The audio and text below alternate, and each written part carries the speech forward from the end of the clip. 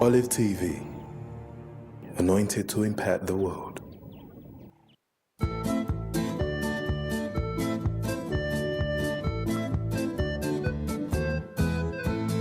Shabbat Shalom, Shabbat Shalom, Shabbat, Shabbat, Shabbat, Shabbat Shalom, Shabbat Shalom, Shabbat Shalom, Shabbat, Shabbat, Shabbat, Shabbat Shalom, Shabbat, Shabbat, Shabbat, Shabbat Shalom, Shabbat, Shabbat, Shabbat, Shabbat Shalom, Shabbat Shalom, Shabbat Shalom, Shabbat, Shabbat, Shabbat, Shabbat Shalom. Am Israel, Am Israel, Am Israel Chai. Am Israel, Am Israel, Am Israel Chai. Am Israel, Am Israel, Am Israel Chai.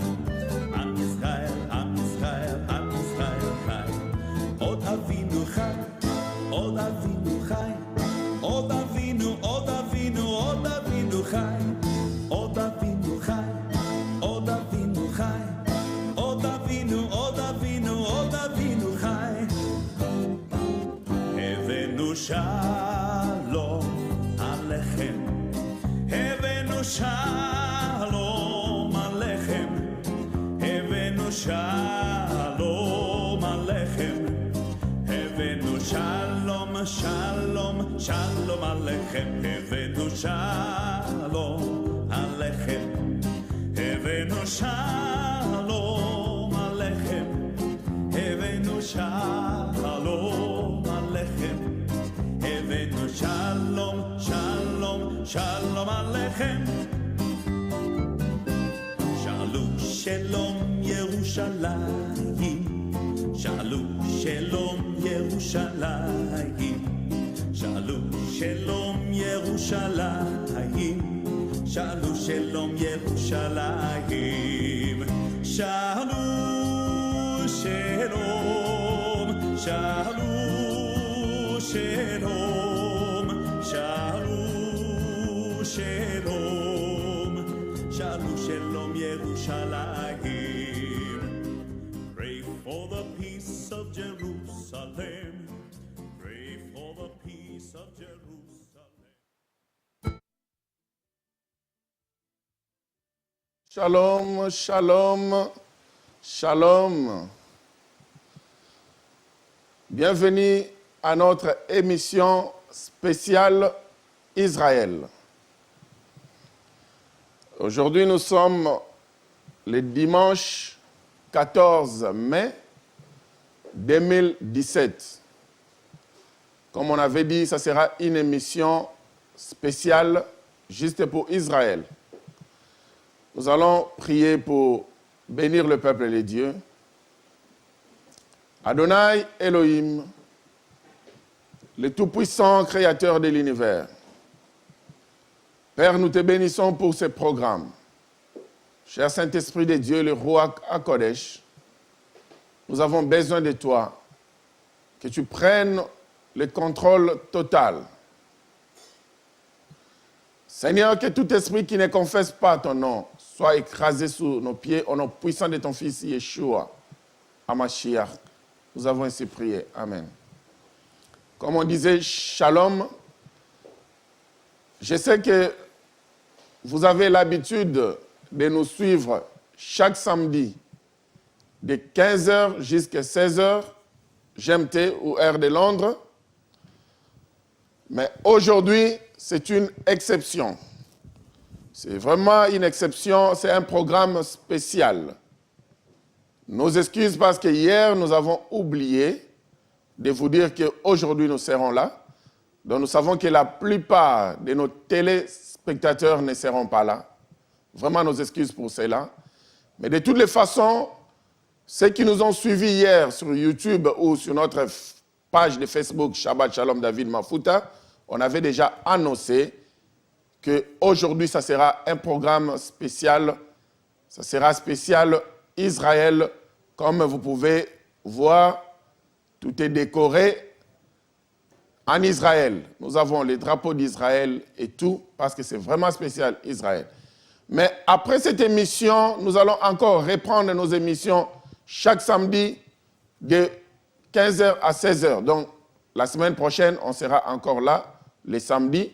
Mais la semaine prochaine, vous ne nous verrez pas les dimanches. Parce que nous ne faisons pas le programme dimanche. On ne fait que nos programmes chaque samedi. Alors, nos coordonnées sont devant vos écrans. Aujourd'hui, ce que nous allons bénéficier, c'est plus notre numéro de téléphone. Et à part les numéros de téléphone, il y a l'email adresse et le numéro que nous pouvons appeler parce que c'est une émission qui est en direct live. Le numéro 02 03 13 78 59 7. C'est le numéro que vous pouvez appeler en direct. La ligne est déjà ouverte. C'est une journée, comme on avait dit, on n'aura pas des enseignements. C'est une journée spéciale. Vous pouvez appeler directement concernant Israël, parce qu'aujourd'hui, nous sommes le 14 mai.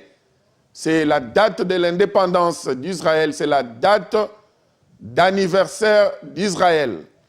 En fait, il y a 69 ans passés, parce qu'aujourd'hui, Israël a totalisé 69 ans. Le 14 mai 1948, c'est le jour où Israël était né. Alors aujourd'hui, nous sommes le 14 mai, c'est pourquoi nous célébrons la naissance et l'indépendance d'Israël, notre mère spirituelle. C'est parce qu'au travers lui, nous avons reçu la parole d'Adonai. Au travers lui, nous avons connu le Christ. Au travers elle, plutôt. Parce qu'elle, c'est vraiment, elle est considérée comme l'épouse d'Adonai. Alors, aujourd'hui, le 14 mai, à Jérusalem, partout en Israël, c'est la fête. On danse, on mange, on boit. Nous sommes en train de célébrer notre indépendance. Nous sommes en train de célébrer l'anniversaire de notre pays Israël. Alors pourquoi est-ce que j'ai dit notre, c'est vraiment notre pays. Je me vois israélite, bien que, biologiquement parlant, je ne suis pas israélite, mais je me vois israélite. Je ne sais pas comment expliquer cela. Mais je proviens d'une nation, mais je me vois israélite, aussi israélite. Alors, nous allons prendre quelques passages des Écritures. Mais avant de prendre quelques passages des Écritures, nous allons d'abord lire un discours. Ce discours, c'est un homme que j'aime bien. Il a écrit ce discours. C'est vraiment un homme qu'Adonai utilise puissamment. Il est très intelligent. Il a la sagesse appliquée, s'il faut le dire. Et cet homme, ce n'est pas un autre, mais il s'appelle Bibi. Notre Premier ministre, le Premier ministre d'Israël, notre papa, son Excellence, M. Benjamin Netanyahu. Alors, il a écrit un discours que j'avais beaucoup aimé. Tout au long de son pouvoir, c'est le discours que j'ai beaucoup aimé plus que tous les autres de ces discours. Je ne vais pas dire que c'est le seul discours que j'ai aimé. Ça, j'ai beaucoup aimé parce que c'est un message prophétique où il a parlé de la naissance d'Israël, il a parlé de la continuité d'Israël et il a montré le bras droit d'Adonai qui continue toujours d'agir. Apparemment, nous avons un problème de connexion. Nous savons, je sais comment est-ce que nous allons faire. Mais déjà, ceux qui ont une prière pour Israël, un chant pour Israël, un cantique biblique pour Israël, vous pouvez nous appeler. Il n'y a pas un ordre quelconque par rapport à cette émission. C'est une émission spéciale. Donc, vous pouvez nous interrompre à n'importe quel moment. Vous avez un cantique pour Israël, un chant pour Israël, une prière pour Israël. Sentez-vous libre. Pendant que je suis en train de sortir les discours en question, et voilà, nous avons ce discours.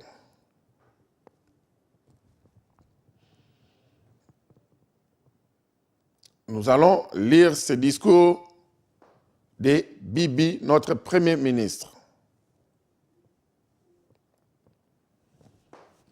Lisons ensemble, comme c'était écrit.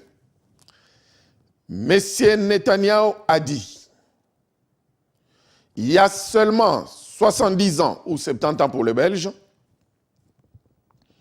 les Juifs étaient menés à l'abattoir comme des moutons. Il y a seulement 60 ans, pas de pays, pas d'armée. 7 pays arabes déclarèrent la guerre au petit État juif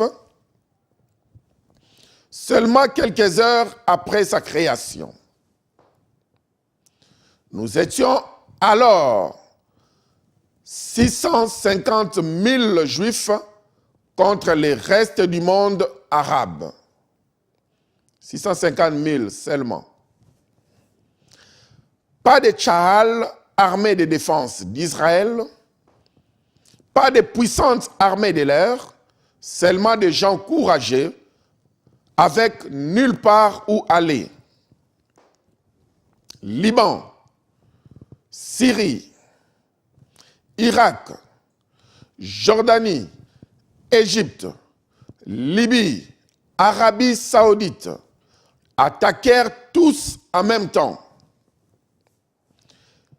Le pays que l'ONU nous a donné était un désert à 65%. Le pays est sorti de nulle part. Il y a 35 ans, nous avons combattu les 3 armées les plus puissantes du Moyen-Orient et nous les avons balayées en 6 jours. Là, c'est la guerre de 6 jours. Nous nous sommes battus contre différentes coalitions de pays arabes qui avaient des armées modernes et de nombreuses armes soviétiques et nous les avons toujours battus. Aujourd'hui, nous avons, la liste est là, un pays, une armée, une puissante armée de l'air, une économie à la pointe de la technologie qui exporte des millions de dollars. Intel, Microsoft, IBM, ils développent des produits chez nous. Nos docteurs remportent des récompenses pour leurs recherches dans le domaine médical. Nous faisons fleurir les déserts et vendons des oranges, des fleurs, des légumes au monde entier.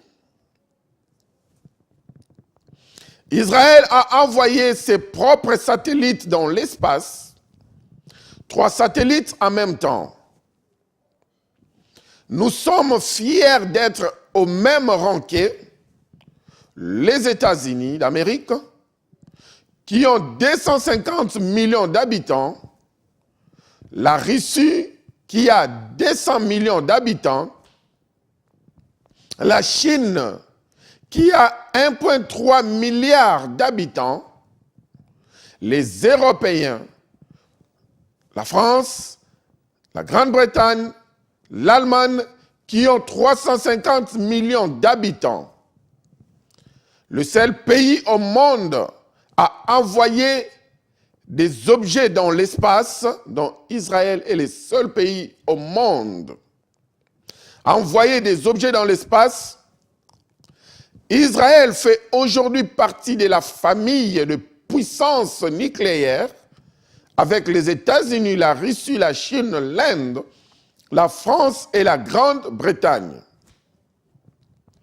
Nous n'avons jamais admis officiellement, mais tout le monde le sait. Et dire qu'il y a seulement 60 ans, nous étions menés, hantés, sans espoir, au massacre. Nous nous sommes extirpés des ruines fumantes de l'Europe. Nous avons remporté nos guerres ici avec moins que rien.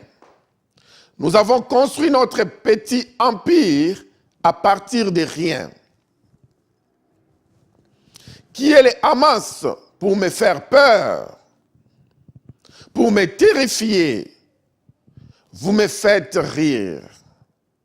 Pessah a été célébré. N'oublions pas de quoi il s'agit. Nous avons survécu à Pharaon. Nous avons survécu aux Grecs. Nous avons survécu aux Romains. Nous avons survécu à l'Inquisition en Espagne. Nous avons au pogrom en Russie. Il voulait dire nous avons survécu au pogrom en Russie. Nous avons survécu à Hitler, Adolf Hitler. Nous avons survécu aux Allemands. Nous avons survécu à l'Holocauste. Nous avons survécu face aux armées de 7 pays arabes dont on a cité les noms ci-dessus. Nous avons survécu à Saddam Hussein. Nous survivrons aux ennemis présents également. Pensez à n'importe quelle époque de l'histoire humaine.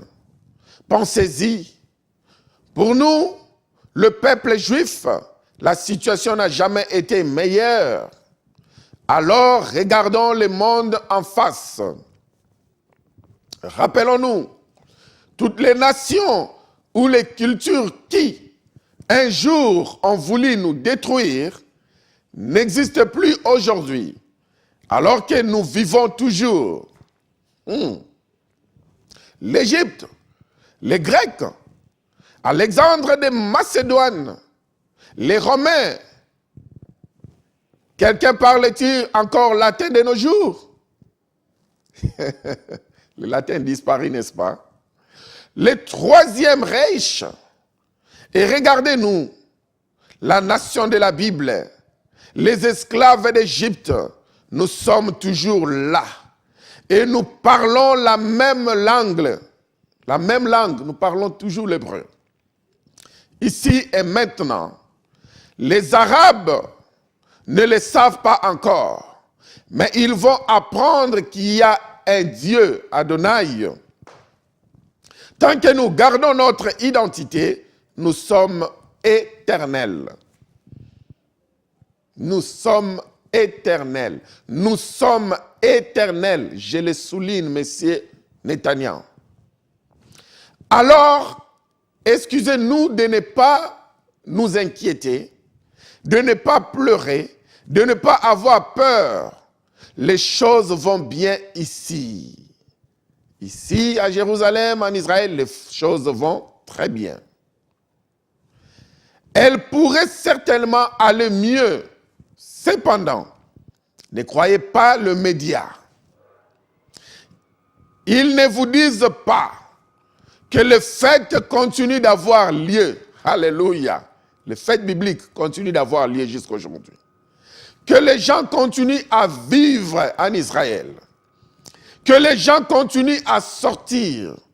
Que les gens continuent à voir des amis. Oui, notre morale est bas. Et alors? C'est seulement parce que nous plairons nos morts pendant que d'autres se réjouissent du sang versé. C'est la raison pour laquelle nous gagnerons. En fin de compte, jamais ne dort ni ne sommeille le gardien d'Israël, Adonai. Faites suivre ce discours à toute la communauté. Vous avez ce discours dans notre page de Facebook. Quand vous entrez, vous tapez Shabbat Shalom David Mafuta, vous aurez ce discours. J'avais déjà posté ce discours depuis ce matin. C'est le discours du Premier ministre israélite. Un discours vraiment poignant et un discours très édifiant. À la fin, il a souligné, vous devez et nous devons savoir une chose, celui qui garde Israël, Adonai est son nom, il ne dort pas, il ne somnole pas non plus. Tout ce que les gens, les ennemis d'Israël veulent, ils n'auront pas cela. Parce que Adonai est du côté d'Israël et il continue à garantir la paix d'Israël. Nous allons encore lire 2 psaumes. Nous sommes en train de faire la lecture. On a dit que c'est une émission spéciale. Nous n'allons faire que des lectures pour rappeler au peuple d'Adonai. Église qui a complètement oublié sa mère, celle qui l'a engendrée. Est-ce qu'un fils peut-il oublier sa mère qui l'a engendrée? C'est ce qui arrive. Aujourd'hui, il y a des ennemis d'Israël qui se tiennent, qui combattent Israël, qui font de n'importe quoi, qui commencent à faire naître des nations dont la Bible ne connaît même pas. Et voilà, tout le monde est derrière cette nation-là. Même les chrétiens sont derrière cette nation-là, au lieu d'être derrière sa mère qui l'a engendrée. Nous prenons ce passage du psaume 121 et nous allons directement emballer le psaume 122. Au fait, ces deux psaumes, 121 et 122, ça n'a rien à voir avec une nation quelconque. Ce sont les psaumes, une prophétie que David recevait. Il sortait cela avait affaire avec Adonai et son épouse Israël. Mais aujourd'hui, nous autres, nous pouvons aussi réclamer les paroles de ces psaumes, si,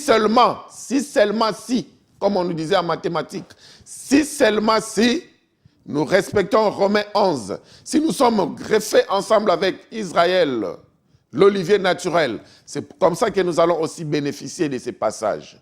Mais si nous sommes contre Israël, ça signifie que nous ne sommes pas encore greffés avec l'olivier naturel. Ça ne vaut même plus la peine de commencer à citer les promesses qui sont liées à ces deux psaumes, parce que nous citons cela en vain.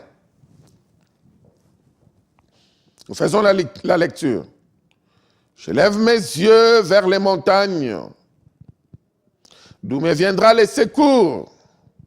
Le secours me vient de l'Éternel qui a fait les cieux et la terre. Il ne permettra point que ton pied chancelle. Là, le prophète David est en train de prophétiser pour l'épouse d'Adonai Israël. Adonai ne permettra point que ton pied chancelle.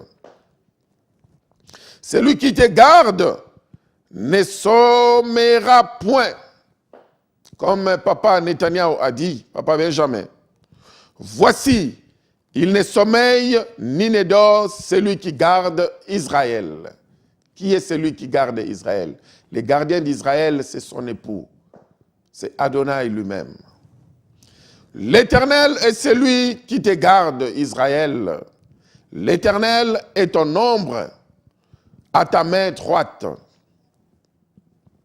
Pendant les jours, le soleil ne te frappera point,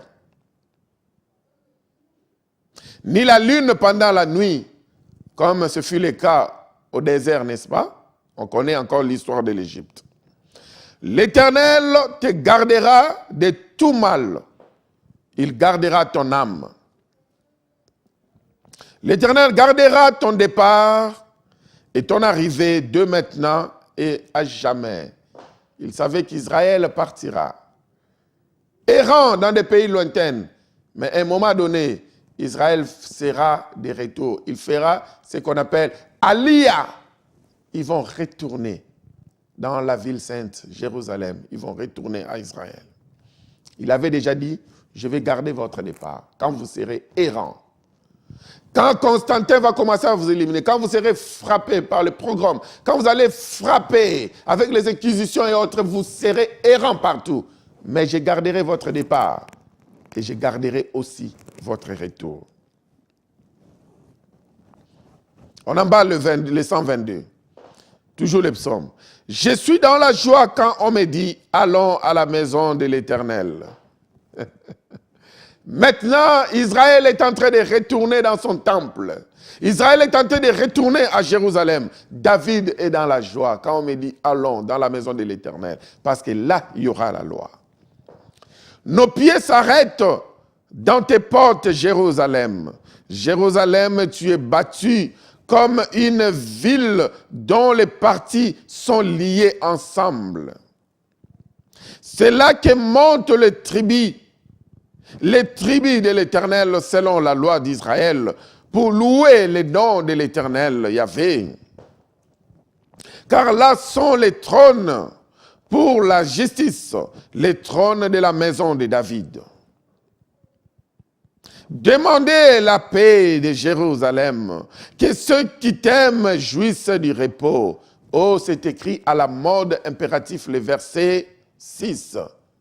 À la mode impératif, c'est un commandement. Nous devons prier pour la paix de Jérusalem.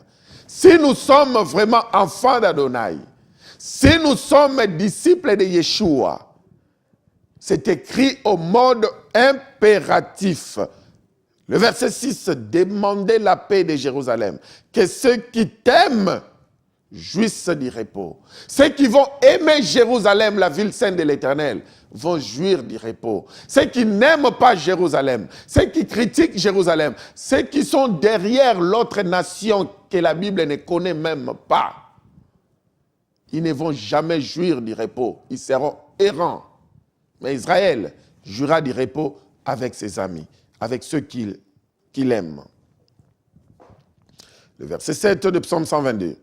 Que la paix soit dans tes murs, on continue toujours Jérusalem, et la tranquillité dans tes palais, à cause de mes frères et de mes amis. Je désire la paix de ton sein. À cause de la maison de l'Éternel, notre Dieu, Adonai, je fais de vœux pour ton bonheur. Oh, le bonheur d'Israël. Nous comprenons que nous avons une partie à jouer pour la paix de Jérusalem. Nous devons prier pour la paix de Jérusalem. Si nous ne prions pas, nous sommes contre Jérusalem et l'Éternel ne va jamais aimer cela. Prenons un autre passage dans Zacharie chapitre 8, le verset 23. Ou bien prenons même à partir du verset 18, ce n'est pas un problème, parce que nous n'avons pas à courir, nous sommes en train de rappeler à l'Église le passage biblique concernant Israël qui a été écrit comme jamais d'autres passages bibliques ont été écrits. Israël, Israël, Jérusalem, Israël. Et après, nous allons comprendre, parce qu'il y a certains qui disent que quand la Bible parle d'Israël, c'est l'Église. En bon, nous aurons des passages bibliques qui vont nous démontrer que Israël n'est pas l'Église. Israël, c'est une nation. Jusqu'à aujourd'hui, la nation existe. La capitale de cette nation, Jérusalem, existe toujours. Ce n'est pas Tel Aviv comme on apprend à l'école. À l'école, on apprend que la capitale d'Israël, c'est Tel Aviv. Ce n'est pas Tel Aviv. La capitale éternelle d'Israël, elle est et elle restera Jérusalem. Yerushalayim. Zacharie 8, à partir du verset 18 jusqu'à 23. La parole de l'Éternel des armées me fit adresser en ces mots. Ainsi parle l'Éternel des armées. Le jeûne du 4e mois, le jeûne du 5e, le jeûne du 7e et le jeûne du 10e se changeront pour la maison de Juda en jour d'allégresse et de joie, en fête de réjouissance. Mais aimez la vérité et la paix. Église, nous devons aimer la vérité et la paix. Pas ce que les médias nous disent par rapport à Israël. Faisons très attention. Ils disent de n'importe quoi. Ainsi parle l'Éternel des armées. Il viendra encore des peuples et des habitants d'un grand nombre de villes. Ici déjà l'Éternel commence à faire la différence. Qu'il y a Israël en tant que nation. Il y a Jérusalem en tant que ville, la capitale d'Israël. Et il y aura des peuples d'autres pays qui viendront.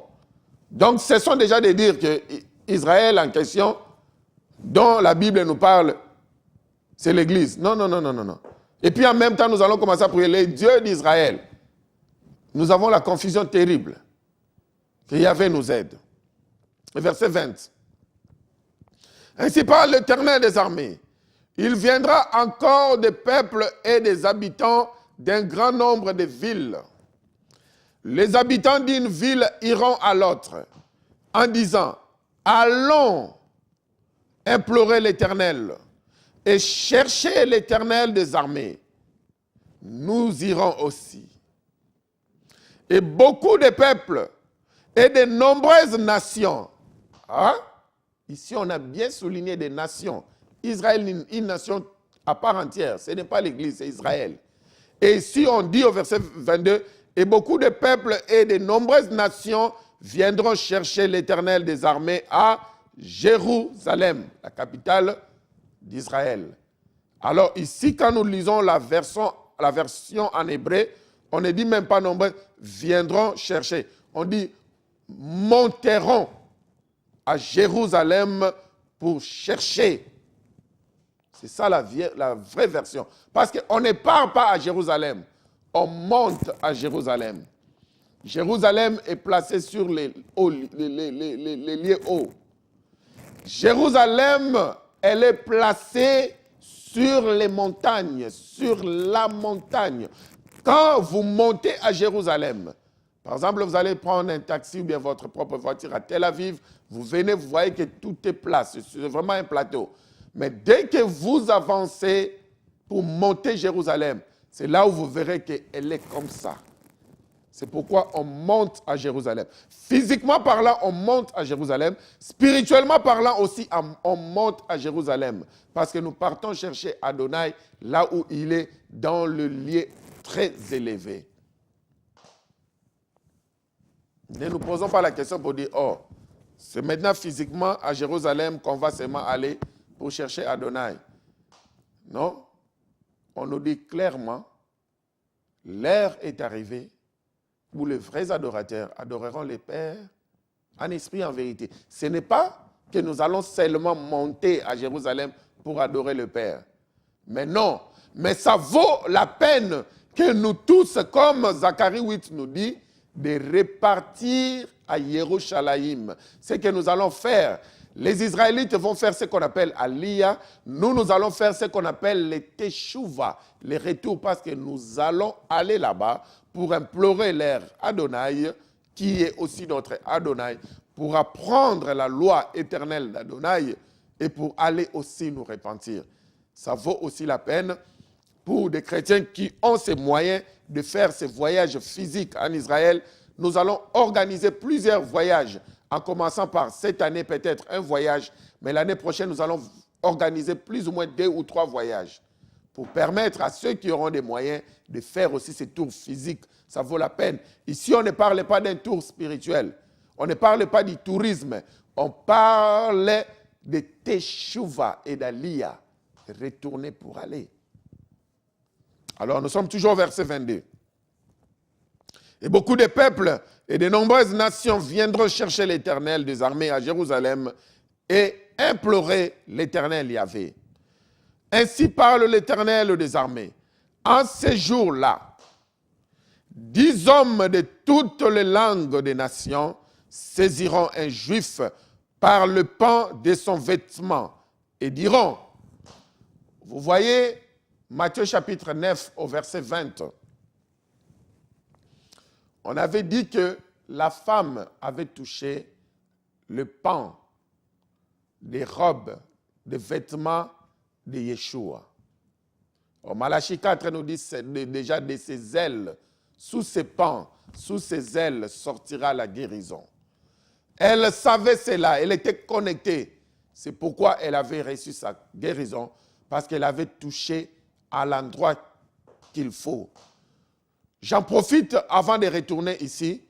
Il y a des gens qui se posent beaucoup de questions par rapport au talit et au kippa. Ce n'est pas la leçon du jour, mais comme on a touché là-dessus, c'est dans le livre des Nombres. Si nous lisons le livre des Nombres, chapitre 15, prenons à partir du verset 37. Nous pouvons même commencer à partir du verset 35, ce n'est pas un problème.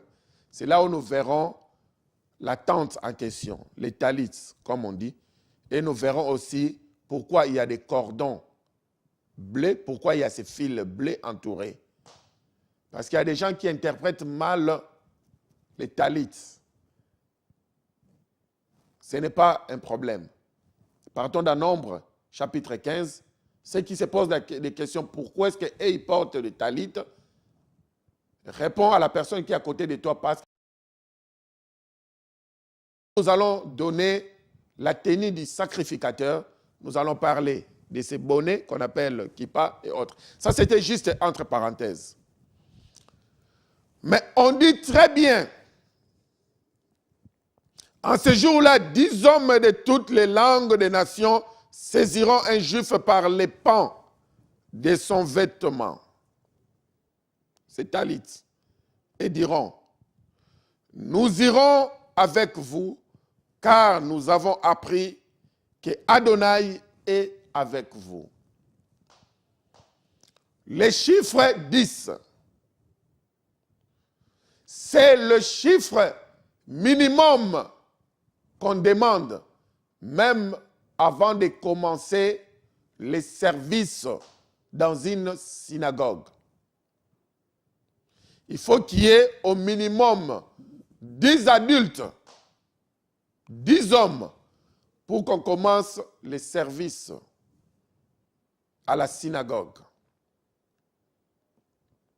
On a vu que même en Égypte, il a fallu 10 plaies. Comme le Saint-Esprit de Dieu nous avait donné la révélation, les plaies en question, c'était des incisions pour donner la place à ces 10 hommes qui devaient être greffés selon Romains 11, afin que toutes les nations ont la place suffisante. C'est fait au travers des plaies, au travers des incisions. C'est pourquoi il a fallu qu'Israël connaisse cela.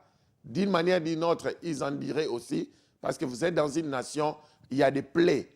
Et une plaie apporte encore à ce que le monsieur endurcisse son cœur davantage et que son cœur soit endurci davantage comme Adonai le faisait, afin qu'il puisse maltraquer son peuple. Or, ces plaies bénéficiaient à ce que nous puissions, au travers de ces incisions, être greffés. Alors, minimum, ces 10-là, c'est un chiffre prophétique. Il y a eu aussi les 10 commandements. Les 10 commandements qui vont servir à Israël et qui vont servir aussi aux nations, les païens que nous sommes, quand nous serons greffés. Ça sera la constitution du royaume des cieux. Il nous reste 21 minutes, nous sommes en train de continuer. On prend notre temps, nous ne sommes pas en train de courir. Tout ce que nous voulons, nous attendons vos appels pour soutenir Israël parce que nous sommes en train de célébrer son indépendance. On célèbre sa naissance. Le 14 mai 1948, elle était née, l'épouse d'Adonai. Alors, nous devons aller. Nous devons aller. Ça ne vaut pas la peine de continuer à contourner pour rien. Nous devons aller ensemble pour adorer Adonai à Jérusalem. C'est là où il y a la loi. Il doit nous apprendre la loi. Nous ne connaissons absolument rien. Si ce n'est Israël, aujourd'hui, quelle serait notre position, nous les nations? Israël a enduré. À l'époque, vous vous souvenez, Yeshua n'avait pas de disciples ou des apôtres d'autres nations. Tous ces disciples étaient des apôtres du Messie. Pardon, tous les apôtres du Messie étaient des Juifs. Ils étaient tous des Juifs. Il n'y avait pas un apôtre qui n'était pas juif. Que personne vienne aujourd'hui et qui nous dise non, il y avait des apôtres qui étaient des non-juifs. Non. Tous les apôtres étaient des Juifs. Ce sont nos pères de la foi.